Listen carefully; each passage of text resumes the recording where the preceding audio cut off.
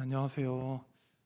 오늘 설교의 주제를 두고 좀 여러 가지 생각을 했는데 무엇을 나눠볼까 함께 좀 고민을 하다가 이제 우리들의 자식과 또 손주 세대인 다음 세대의 문제점을 함께 나누고 또 고민해 보면 좋겠다라는 제가 생각을 했습니다. 우리 오늘 말씀 같이 다시 한번 읽길 원하는데 빌립보서 2장 15절 말씀 한번 같이 읽겠습니다. 이는 너희가 흠이 없고 순전하여 어그러지고 거스르는 세대 가운데서 하나님의 흠 없는 자녀로 세상에서 그들 가운데 빛들로 나타내며 아멘. 성도님도 혹시 다음 세대를 지칭하는 단어를 알고 계십니까? 요즘에 MZ 세대 많이 들어보셨을 거라고 알고 있습니다. PPT 다음 장 넘겨주세요. 이 MZ 세대 정의를 짧게 설명드리자면 1980년부터 1995년까지 출생한 밀레니얼 세대와 1996년부터 2010년까지 출생한 Z세대를 통칭하는 단어입니다. 이 MZ세대는 다음 세대라고 생각하시면 되겠습니다. 우리가 살아가고 있는 2023년 또 어떻게 보면 제일 조명되고 그리고 또 주목받고 있는 주제이기도 합니다. 그 PPT 아닙니다. 그리고 모든 것이 빠르게 소비되고 있는 현재 세상의 흐름 속에서 놓쳐서는 안 되는 주제이기도 한 것 같습니다. 그리고 이 세대는 이 미디어, 이 무수히 많이 컨텐츠가 쏟아지고 있는 이 사회에서 좀 순환을 이끌어가고 또 수많은 것들을 만들어내는 주역들이기도 합니다. 쉽게 말해 좀 트렌드를 선도하기도 하고 시장의 흐름을 좌지우지하면서 이렇게 좀 그런 이끌어가는 그런 대세가 우리의 다음 세대, MZ 세대의 정의가 나와 있는데 이 다음 세대라고 생각해 주시면 될 것 같습니다. 제가 앞서서 이 MZ 세대라는 주제를 성도님들께 설명하고 화두를 던진 이유는 이 세상에서 주목하고 있는 이 세대가 다음 세대이기 때문입니다. 그렇게 우리는 이 세대들을 위해서 하나님께 기도하면서 항상 이들을 생각하면서 나아가야 한다는 것입니다. 제가 그 이유에 대한 큰 틀의 개념을 제가 하나로 설명드려보자 하는데 바로 MZ세대가 곧 세상의 정치, 사회, 경제, 문화의 분야는 물론 미래교회의 주역이 될 것이기 때문입니다. 이 MZ세대는 사실 다음 세대 거의 대부분을 차지한다고 해도 과언이 아닙니다. 제가 그 PPT 다음인데요.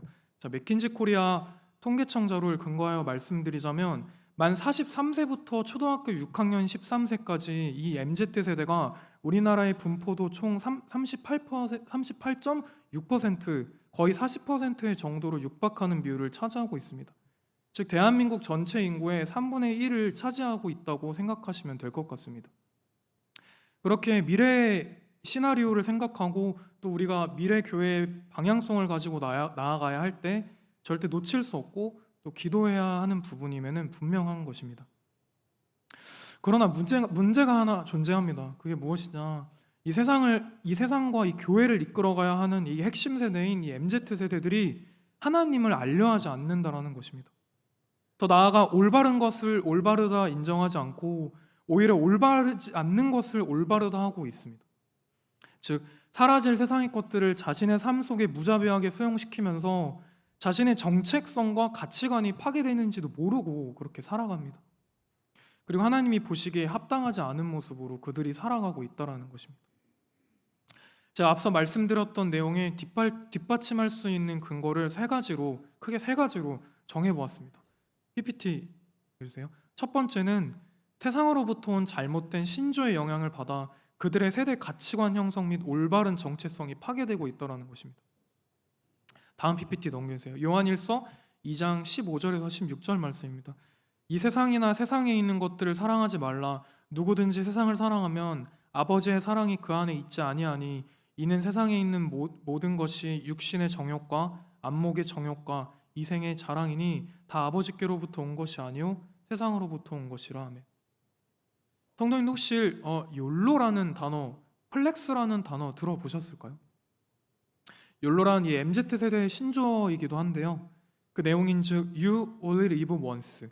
직역하면 한 번 사는 인생이라고 단어가 해석됩니다. 그러니까 한 번 사는 인생이니까 모든 것 다 즐겨보다 그냥 죽자라는 그런 의미를 담고 있습니다. 욜로로 음역되면서 각종 기업의 마케팅, 미디어 등에서 널리 쓰이기 시작했는데 20, 30대 젊은 청년들을 주된 대상으로 한 신조입니다. 다음 PPT 넘겨주세요. 인생은 한 번뿐이다. 뒷일은 생각하지 말자. 한 번 사는 인생 한 방 즐기다 죽자라는 직관적인 이런 의미들은 여러 미디어를 통해서 무의식적으로 이 세대 가운데 반복적으로 노출되었고, 답답한 그들의 삶이 시원하게 해방되는 것 같은 느낌을 주는 이러한 신조는 그들의 정체성과 가치관 형성에 일조하게 됩니다. 성도님들, 혹시 사실 이게 욜로라는 단어가 겉으로 보면 아주 근사해 보이지만 그 내막에는 아주 무서운 속내가 들어가 있습니다. 왜냐하면 바로 다음 세대의 과소비를 이끌어내는 그런 전략이기 때문입니다.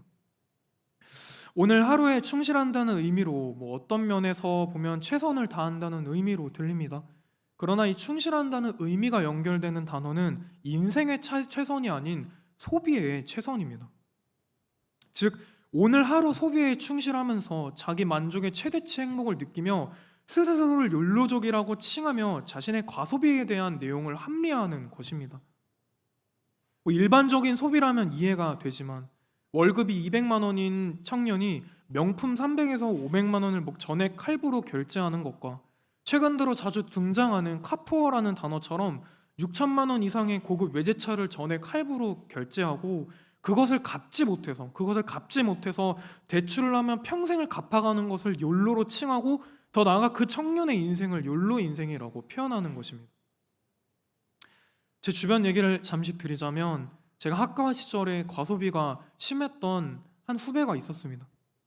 이 동생은 자신이 사고 싶은 옷과 비싼 한정판 신발도 자신이 벌고 있는 알바비를 훨씬 초과해서 구매할 정도였습니다. 그런데 이 동생이 매일 반복해서 저에게 하는 이야기가 있었습니다. 요즘 유행이 욜로 인생이잖아. 인생 한 번 사는 건데 어때? 이런 말이었습니다. 4년 전 코로나 시절에 이 동생이 저에게 연락이 한번 왔었습니다. 형, 좀 100만 원만 좀 빌려줄 수 있어? 하고 말이죠. 급한데 쓸 데가 있어서 그래 라고 저한테 연락이 왔었습니다.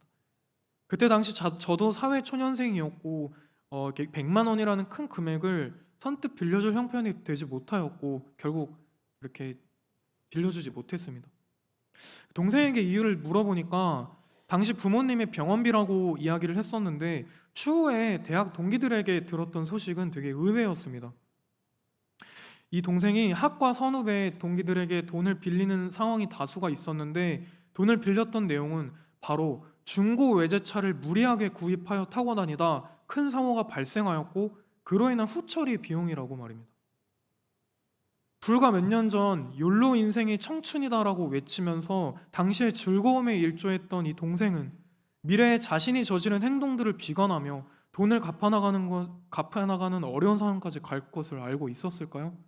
그리고 이 동생을 비롯하여 수많은 욜로 인생을 살아갔던 청춘들이 왜 여전히도 빛의 노예가 되어서 허덕이면서 자신의 인생을 한탄하면서 살아가고 있을까요?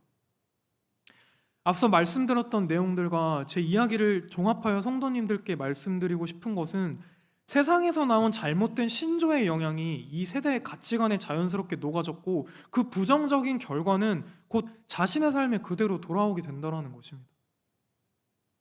PPT 다음 장 넘겨주세요. 두 번째는 미디어를 기반으로 해서 20, 30대 심지어 10대 청소년들에게도 급속도로 퍼지고 있는 마약 유통 범죄입니다. 제가 이 주제를 리서치하면서 정말 이 대한민국 MZ세대의 현실에 되게 애통한 마음이 들었습니다. 제가 작년 6월에 작성된 기사 한 편을 읽어드리겠습니다. 기사의 타이틀 제목은 MZ세대 마약사범 증가, 전체 63% 차지입니다. 지금 방금 보고 계시는 통계는 지난 6월 경찰청에서 한 통계 자료입니다. 마약류 사범 중 MZ세대의 비율이 총 검거 인원 4,700명 중 2,940명으로 63.2%로 다른 연령대에 비해 현저히 높았고, 또 최근 그런 사이에 3년 사이에 범죄율이 약 15%나 증가했다라는 심각한 결과가 나왔다는 그 그래프입니다. 그리고 2023년의 그래프는 아무래도 더 증가했을 거라고 많은 학자들과 경찰청의 관계자들이 이렇게 얘기를 하고 있습니다. 전문가들이 이런 사회 현상에 대하여 분석하였더니 미디어에 능숙한 이 MZ 세대가 인터넷과 SNS를 통해 마약에 접근하는 방법이 굉장히 간단했다라는 그런 결과를 말했습니다. 사실 이 결과가 우리에게 주는 메시지는 굉장히 섬뜩합니다. 바로 마약 구매 진입 장벽이 낮아졌다라는 것을 뜻합니다. 제가 성도님들께 한번 질문 드려보겠습니다. 혹시 10년 전에 이러한 일들이 발생되었다라는 기사를 본 적이 있으십니까? 아마 없으실 겁니다. 그리고 실제로 없습니다. 그러나 지금 현재 2023년에는 청년들이 마약에 노출돼서 범죄를 저지르고 있다라는 것들이 무수히 많은 그래프들과 이 기사들이 우리에게 증거하고 있습니다. 여러 매스컴을 통해 잘 알고 계시겠지만 마약은 우리 사람들의 신체에 굉장한 데미지를 끼칩니다. 마약에 중독될 경우 뇌에서부터 모든 신경이 파괴되고 사람으로서 정상적인 삶을 살아갈 수 없을 정도로 몸이 망가지게 됩니다. 특히 자라나는 청소년 그리고 청년들은 더욱더 악영향이 클 수밖에 없습니다. 이렇게 미디어와 함께 커온 이 MZ 세대가 아이러니하게 필터링되지 않은 이 미디어를 통해서 죽게 된다는 것을 우리는 확인해 볼 수 있습니다. 다음 PPT에 넘기세요. 마지막 세 번째로 다룰 주제는 이 하나님의 창조 질서를 파괴하는 이 동성애 문화가 미디어를 중점으로 기하급수적으로 퍼지고 있다는 것입니다. PPT 다음 창 넘겨주세요. 창세기 1장 27절 말씀입니다. 하나님이 자기 형상 곧 하나님의 형상대로 사람을 창조하시되 남자와 여자를 창조하시고 아멘. 성도님, 이렇게 하나님께서는 남자와 여자로 정확하게 구분해서 창조하셨습니다. 다음 PPT 넘겨주세요. 바로 다음 레위기 18장 22절 말씀입니다. 너는 여자와 동침한 같이 남자와 동침하지 말라. 이는 가증한 일이니라. 아멘. 이어서 PPT 한 장 넘겨주세요. 레위기 20장 13절 말씀입니다. 누구든지 여인과 동침하듯 남자와 동침하면 둘 다 가증한 일을 행함인즉 반드시 죽일지니 자기의 피가 자기에게로 돌아가리라. 아멘. 하나님께서는 이 말씀을 통해 우리에게 동성애는 큰 죄라고 분명히 말씀하고 계십니다. 하지만 이 MZ세대는 다양성이라는 신조와 미디어를 중점으로 이 동성애가 죄악인 줄도 모르고 그대로 자신의 삶을 받아들이고 있습니다. 성도님들, 요즘 이 다음 세대는 넷플릭스와 왓챠와 같은 온라인 동영상 서비스를 굉장히 많이 접하고 있습니다. 그리고 이 온라인 동영상 서비스에서 자신의 삶에 대한 교훈을 배우고 있습니다. 그런데 최근 들어 이 플랫폼에 게이, 양성애자, 성전환자를 주인공으로 하는 예능 프로그램이 출연하기 시작했습니다. 바로 지금 앞에 보고 계시는 프로그램입니다.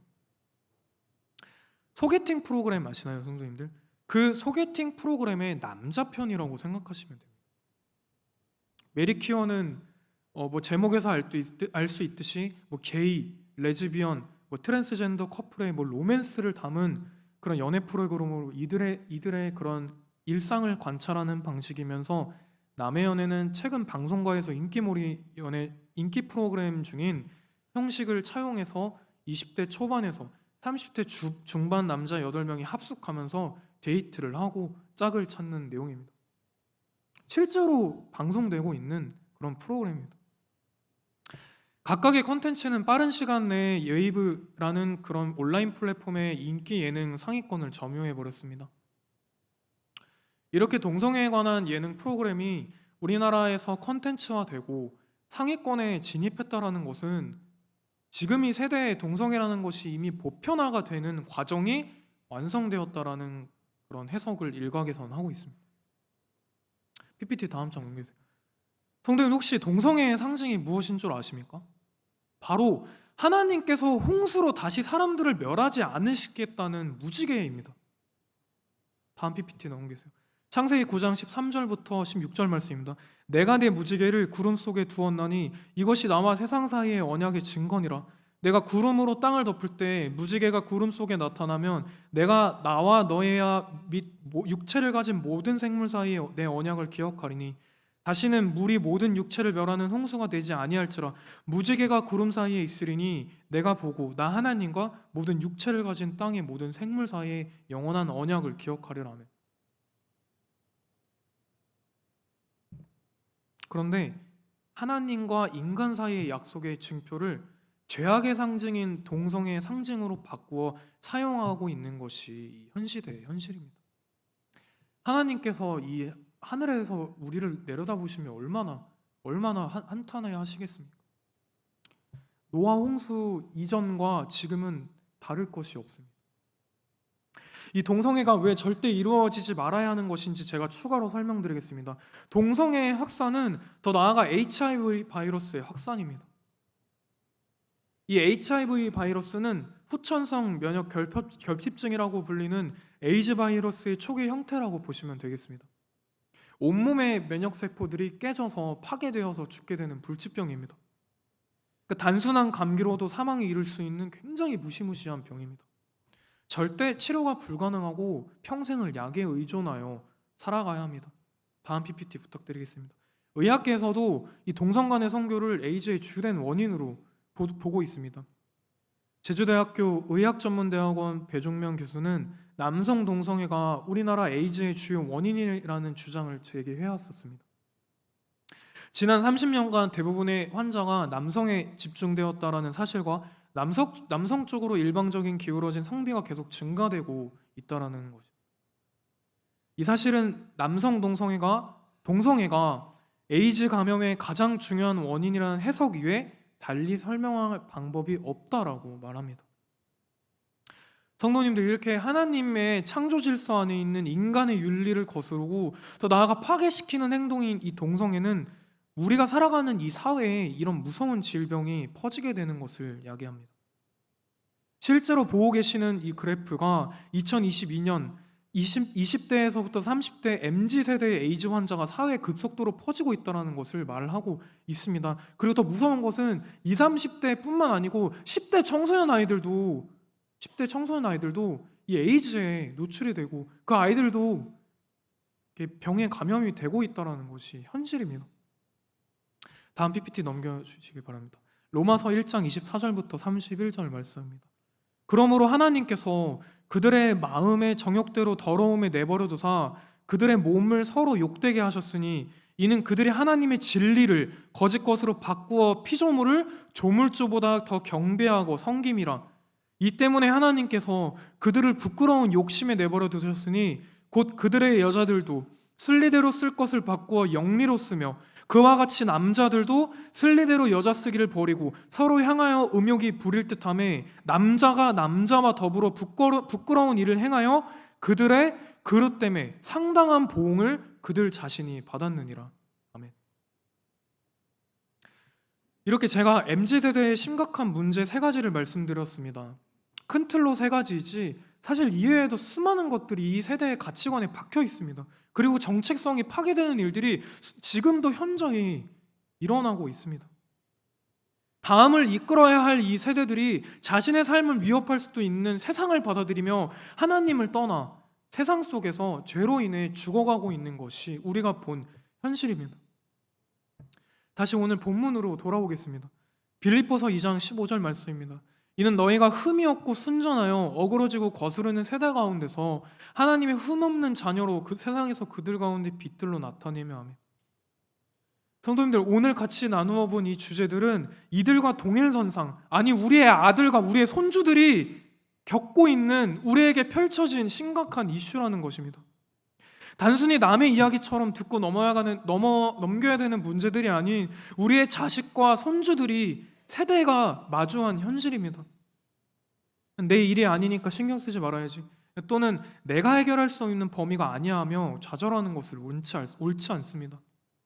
그러므로 그리스도인으로서 우리 공동체가 행해야 할 일은 오늘 살펴보면 빌립보서의 말씀처럼 이 어그러지고 거스르는 세대 안으로 침투해서 그들 가운데 온전한 어른의 역할을 해야만 한다는 것입니다. 즉 빛으로서 우리의 자식과 손주들인 다음 세대를 비추며 그들이 어둠 가운데서 빛을 바라보고 돌아올 수 있도록 그러한 역할들을 행해야 한다는 것입니다.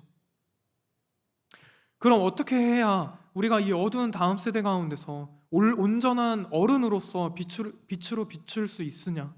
제가 성도님들께 몇 가지 가이드라인을 알려드리겠습니다. 첫 번째입니다. 바로 첫 번째는 창조주 하나님을 정확히 알고 그분을 가까이 하는 것입니다.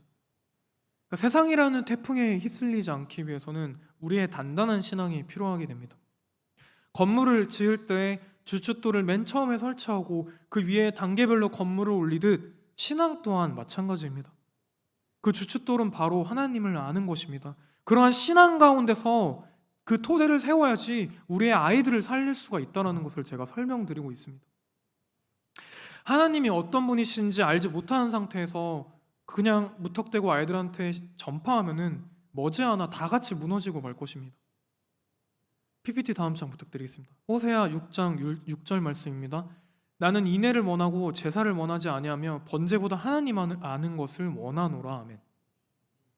그렇다면 우리의 반석 되시는 하나님은 어떤 분이실까요? 이 세상으로부터 우리를 구원하실 하나님은 어떤 분이실까요? 바로 온 땅과 온 만물을 창조한 창조주이십니다. 다음 PPT 부탁드리겠습니다. 이사야 40장 26절 말씀입니다. 너희는 눈을 높이 들어 이 모든 것을 창조하였나 보라. 주께서는 수여대로 만상을 이끌어내시고 그들의 모든 이름을 부르시나니 그의 권세가 크고 그의 능력이 강함으로 하나도 빠짐이 없느니라. 하면 우리가 이 지구에서 숨을 쉬며 살아가는 이유는 창조주 하나님께서 정확하고 오차없이 만드신 은혜로 인하입니다. 다음 PPT 부탁드리겠습니다. 성도님, 혹시 이 지구의 자전축이 23.5도로 기울어져서 자전하는 것을 알고 계십니까? 이 23.5도를 학자들은 생명의 각도라고 말합니다. 왜냐하면 이 각도가 1도만 잘못되어도 지구에는 생명체가 살 수 없는 환경이 조성되기 때문입니다. 그래서 일부 학자들은 이런 원리들을 통틀어 지구의 탄생은 우연일 수 없다, 고도의 지적 능력으로 인한 완벽한 질서 안에 이루어진 설계이며 동시에 기적이다라고 말합니다. 이 지구를 창조하시고 사람들이 살아갈 수 있도록 아름다운 환경을 꾸며주신 창조주 하나님을 확실하게 알고 우리의 모든 내용을 소통하며 우리의 다음 세대를 이 창조주 하나님께 이끌어 가야만 합니다. 다음 PPT 부탁드리겠습니다. 가이드라인 두 번째는 바로 전도를 통한 영혼 구원입니다. 성도님들, 만약에 나의 전도로 인해서 세상 속에서 어둠이었던 한 영혼이 빛으로 변화하여 또 다른 빛이 되어 세상을 비추는 빛이 될 수 있다면 너무 기쁘지 않겠습니까? 그리고 우리가 믿고 있는 이 기독교의 핵심 가치는 전도입니다. 그렇기 때문에 다음 세대에 우리의 자식과 우리의 손주들에게 이 복음을 전파하려고 노력해야 합니다. 다음 PPT 부탁드리겠습니다. 사도행전 5장 42절 말씀입니다. 그들이 날마다 성전에 있든지 집에 있든지 예수는 그리스도라고 가르치게와 전도하기를 그치지 아니하리라. 아멘. 초기 교회는 당시 세상과 타협하지 않고 온갖 핍박과 고난과 죽음의 위협 속에서도 전도를 그치지 않고 담담하게 복음을 선포했습니다. 왜 그랬을까요? 바로 이 땅 가운데에서의 모든 것들은 결국엔 사라지고 의미가 없다라는 것을 깨달았기 때문입니다. 그리고 그런 깨달음을 주변에 깨닫지 못한 나의 사랑하는 사람들을 위해 나아갔던 이유가 있습니다. 다음 PPT 부탁드리겠습니다. 고린도후서 4장 18절 말씀입니다. 우리가 주목하는 것은 보이는 것이 아니요 보이지 않는 것이니 보이는 것은 잠깐이요 보이지 않는 것은 영원함이라. 하면 훗날 예수님이 오셨을 때 이 세상에 속한 모든 것들과 어두움은 사라집니다. 하지만 하나님의 말씀과 그것을 받아들인 빛은 영원하게 될 것입니다. 그렇게 우리는 어두움과 함께 사라질 수도 있는 아직 예수님을 알지 못하며 죽어가는 세상에 속해 있는 우리의 사랑하는 다음 세대들을 위해 이 눈물로써 복음을 전파해야 한다는 것입니다. 깨달은 어른들이 복음을 전파해야 한다는 것입니다. 마지막 세 번째 PPT 부탁드립니다. 가이드라인 마지막 세 번째는 바로 기도와 말씀으로 무장하자입니다. 익숙함에 속아 소중함을 잊지 말자라는 이야기가 있습니다. 바로 기도와 말씀 또한 마찬가지입니다. 이 내용은 너무나도 중요한 내용이기 때문에 제가 성도님들께 마지막으로 설명드리고 또 강조를 드리겠습니다. 다음 PPT 부탁드리겠습니다. 히브리서 4장 12절 말씀입니다. 하나님의 말씀은 살아있고 활력이 있어 좌우에 날선 어떤 검보다도 예리하여 혼과 영과 및 관절과 골수를 찔러 쪼개기까지 하며 또 마음의 생각과 뜻을 판단하나니. 아멘. 성도님들, 우리가 방금 읽었던 이 말씀처럼 하나님의 말씀은 살아 움직이고 있습니다. 아멘이십니까? 그렇게 우리가 1차원적 쾌락주의가 만연한 이 세상에서 분별되며 올바른 판단을 할 수 있는 능력을 주시는 것입니다.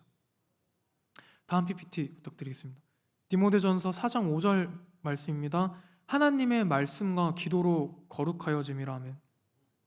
또한 창조주이신 하나님의 말씀을 받아들이고 또 우리가 기도하며 나아갈 때 우리는 거룩하여질 수 있습니다. 아멘이십니까?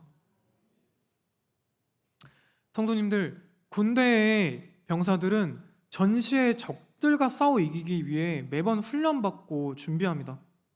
그리고 사실 우리 그리스도인들도 마찬가지입니다.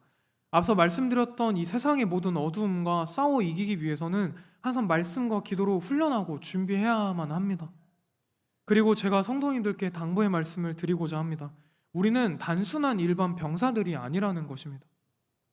세상의 가운데라는 작전 지역에 침투해서 빛을 낼 수 있는 특수 임무를 받은 특수부대입니다.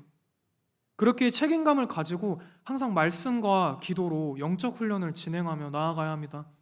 예수 그리스도의 이름으로 기도와 말씀으로 우리가 사랑하는 아이들의 중앙으로 나아가 그 세상의 어두운 신조들을 깨부시고 그 죽어가는 그들을 비추는 등대가 되는 이 작전은 반드시 성공해야만 한다는 것입니다. 성도님들, 저는 사실 요즘 보도되고 있는 이 대한민국의 기사, 사회란을 보고 너무나 경악했습니다. 왜냐하면 이 사회는 사랑이 식고 큰 죄악들과 어둠으로 깊이 젖어 있기 때문입니다. 어제 한 말도 안 되는 사건이 신림역에서 발생했죠. 그 30대 한 청년이 칼로 수많은 청년들을 찔러서 죽였습니다.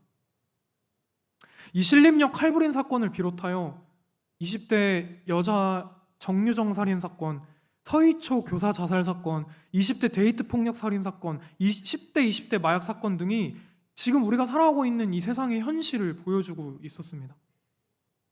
사람들이 자기를 사랑하며 돈을 사랑하며 자랑하며 교만하며 감사하지 아니하며 무정하며 원통함을 풀지 아니하며 잔인하며 절제하지 못하며 사나우며 배신하며 조급하며 쾌락사랑하기를 하나님보다 더 사랑하는 이 세상 속에서 자라가야 할 우리의 다음 세대들이 너무나 안타깝고 애통했습니다. 성도님들, 오늘 이 시간 함께 결단하고 눈물로 기도하기를 원합니다. 우리 간절하게 기도하면서 하나님께 먼저 나아가길 원합니다. 하나님 아버지, 정말 이 망가지고 거스르는 이 다음 세대들을 기억하여 주시고 고쳐 주시옵소서. 우리의 사랑하는 아이들이 무자비하게 노출되어서 죽어가고 있습니다. 그들을 잊지 마시고 기억하여 주시옵소서라는 이 정말 진실된 어른들의 기도가 나오길 진심으로 원합니다. 이 대한민국 땅에서 순교하셨던 수많은 선교사님들의 피를 기억하여 주시고 그들과의 언약을 기억하여 주시사 이 땅을 회복시켜 주시옵소서. 이렇게 찢어지는 마음으로, 엄마의 마음으로, 할머니의 마음으로, 아빠의 마음으로, 할아버지의 마음으로 이 가슴을 치면서 이 눈물로 이 세상의 세대를 위해 기도하길 진심으로 원합니다. 물론 절대 쉽지는 않을 것입니다. 그리고 성도님들의 많은 부분을 희생해야 할 것입니다. 세상을 거스르고 분별된 그리스도인으로서 올바른 어른의 역할을 하며 전진하며 나아갈 때 세상의 많은 사람들에게 미움을 받게 될 것이고 학교와 직장에서 동격을 당할 것이고 이 피 튀기는 영적 전쟁으로 인하여 몸과 마음이 지칠 수도 있습니다. PPT 다음 장 부탁드리겠습니다. 그러나 성도님들, 그럼에도 불구하고 예수님의 피 흘린 십자가를 바라보며 또 말씀을 붙잡으며 함께 그 아이들 가운데로 나아가길 진심으로 원합니다. 예수님이 우리를 먼저 사랑하시고 우리를 위해 십자가를 매셨듯이 우리 또한 예수님을 위해 십자가를 메고 나아가셨으면 좋겠습니다. 그저 개인과 단체에 머무르는 믿음이 아닌 이 아이들이 앞으로 마주해야 할 문화, 정치, 사회, 윤리, 국가에까지 퍼질 수 있는 믿음으로 간절하게 나아가기를 원합니다. 그리고 그 믿음을 우리의 사랑하는 아이들, 우리의 손주들에게 전해주시길 간곡히 이 자리를 통해서 요청드리겠습니다. 마지막으로 우리가 염려와 걱정을 하지 않아도 되는 이유는 사실 빛이 어둠을 이길 수 있기 때문입니다. 그리고 그 빛이 바로 세상을 이기신 영혼까지 우리를 사랑하시는 예수님이시기 때문입니다. 우리 오늘 함께 기도하길 원하는데 어떤 마음으로 기도하냐? 정말 이 죽어가는 아이들을 위해, 정말 이 죽어가는 아이들을 위해 이 애통한 마음으로 나아가길 원하겠습니다. 정말 엄마의 마음으로, 아빠의 마음으로, 할아버지의 마음으로, 할머니의 마음으로, 그 세상 가운데 덩그러니 놓여져 있는 그 아이들을 위해 애통하는 마음으로 좀 하나님께 나아가길 원하오니 오늘 이 시간 주여 함께, 주여 크게 한번 외치고 기도하는 시간을 갖도록 하겠습니다. 주여, 사랑이